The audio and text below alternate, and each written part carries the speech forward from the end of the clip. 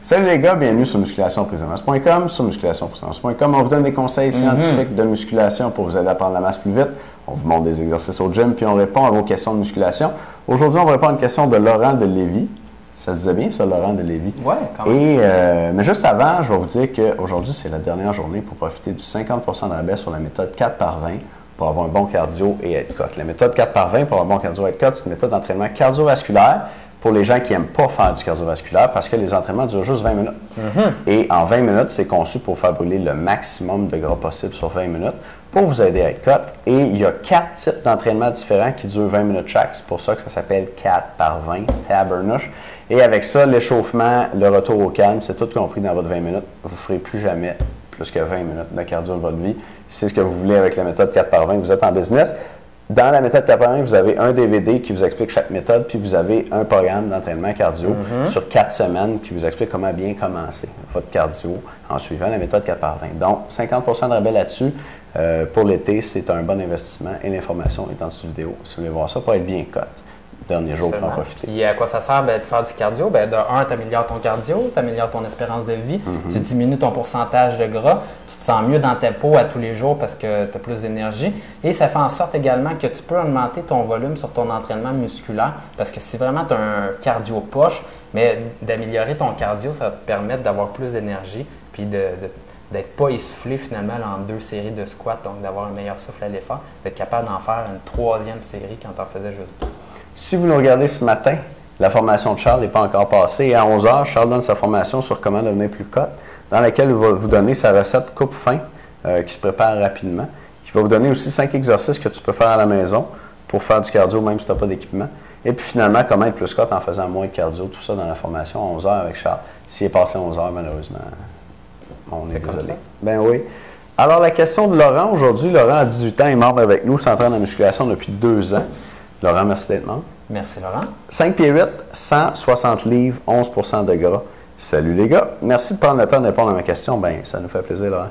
J'ai réellement de la difficulté à augmenter mon poids corporel. Je joue au football et j'ai eu plusieurs types d'entraînement passant par l'endurance à la force, etc. Je m'entraîne minimum 4 fois par semaine, sinon plus. Je prends des gainers pour être sûr de grossir. Mon poids reste sensiblement pareil, même que parfois, quand je ne peux m'entraîner 2 jours de suite, mon poids diminue de 1 ou 2 livres. Comment être sûr de garder mon poids et de continuer à prendre la masse, et ça rapidement? Merci pour tout.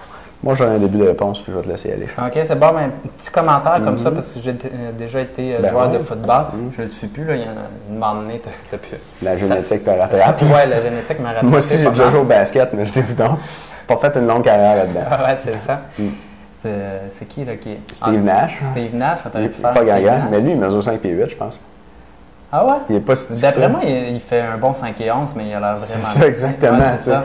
Ouais, fait que... quand même. Donc, tout ça pour dire que moi, je me souviens très bien que mes entraîneurs, ils nous faisaient faire courir alentour du terrain pour améliorer notre cardio en début d'année. Mais s'il avait été vraiment wise, puis il avait fait une analyse de tâches, donc une analyse finalement de c'est quoi le sport, ça aurait rendu compte que chacun des jeux au football ne dure jamais plus que 7-8 secondes, gros max. C'est le corps arrière circule, il check un peu, lance la passe, puis c'est réglé. Donc, vraiment, de un, jamais faire du continu avec des joueurs de football. De l'intervalle, c'est mieux, mais vraiment, faire de l'intervalle avec des sprints, là, si tu es un joueur de football, je te suggère fortement d'améliorer ta vitesse avant d'essayer de faire des longues distances en marathon pour essayer de t'améliorer à ton sport.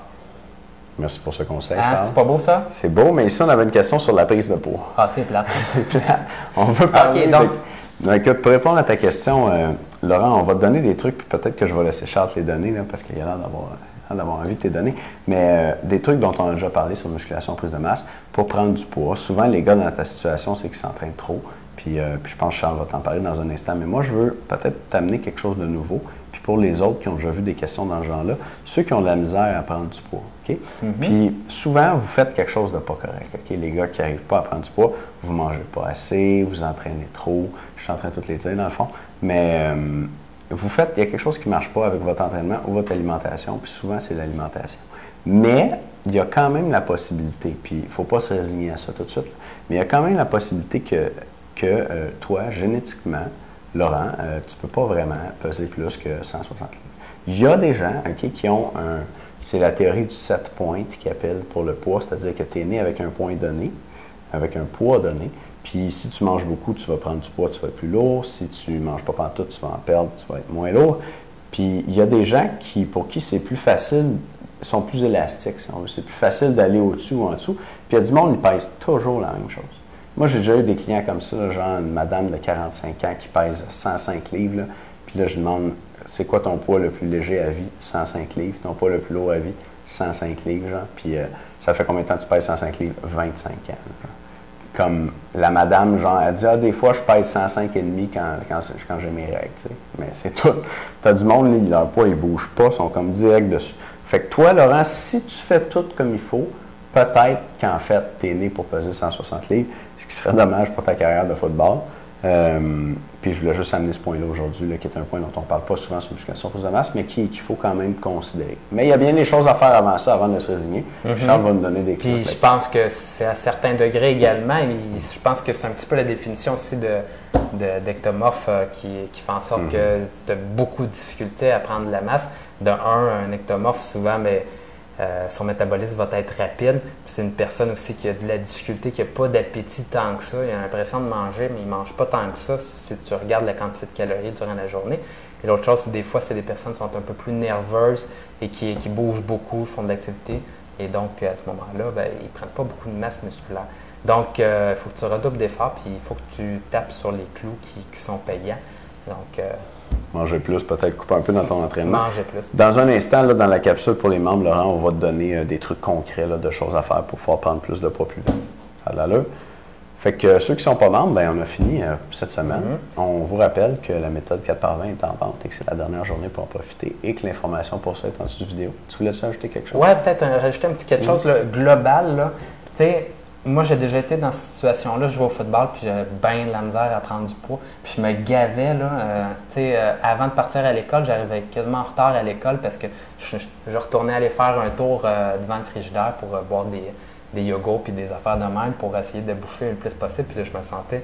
Tu pars pour l'école, puis tu fais « Wow, je me sens gonflé aujourd'hui! » Puis je prenais du poids, là. Ça prenait du temps avant que je prenne du poids, mais aussi je bougeais énormément. Mais c'est difficile, mais c'est vraiment d'essayer de continuer et peut-être d'essayer de te fixer des objectifs et de regarder la balance tranquillement pas vite et d'essayer d'être assidu là-dessus. Cool. Bon, les membres, on se reparle dans une seconde. Les autres, ça va être lundi. Bonne fin de semaine, les gars. Salut!